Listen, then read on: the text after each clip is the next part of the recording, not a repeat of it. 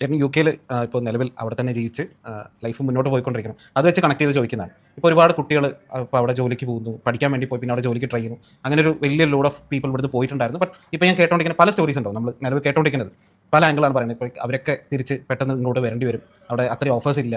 അപ്പോൾ അങ്ങനത്തെ പ്രശ്നങ്ങളൊക്കെ ഒരുപാട് കേൾക്കുന്നുണ്ട്.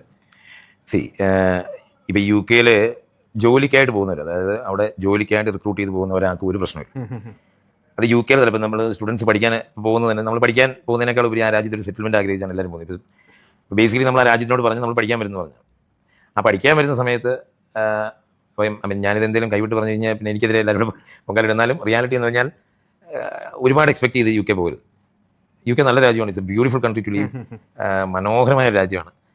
അവിടെ നല്ല എക്സ്പെൻസീവ് കൺട്രിയാണ്. അപ്പം അതൊരു ഒന്നെങ്കിൽ നിങ്ങൾക്ക് അത് ഫ്യൂച്ചറിന് ഗുണത്തിനായിരിക്കണം ആ സ്റ്റഡീസ്, അല്ലെന്നുണ്ടെങ്കിൽ അതുപോലെ കോൺടാക്ട്സോ കാര്യങ്ങളോ ബാക്കപ്പോ ഉള്ളവർ മാത്രമേ അങ്ങോട്ട് കയറി പോകുള്ളൂ. അല്ലെങ്കിൽ അല്ലാത്തവർക്ക് ഒന്നും പ്രെഡിക്റ്റ് ചെയ്യരുത്. കാരണം ഇതൊരു ലക്കുമായിരിക്കും. ചിലപ്പോൾ മാർക്ക് ക്വാളിഫൈഡ് ആണെങ്കിൽ അവർക്ക് കിട്ടും. കാരണം യു കെയിൽ ഏറ്റവും കൂടുതൽ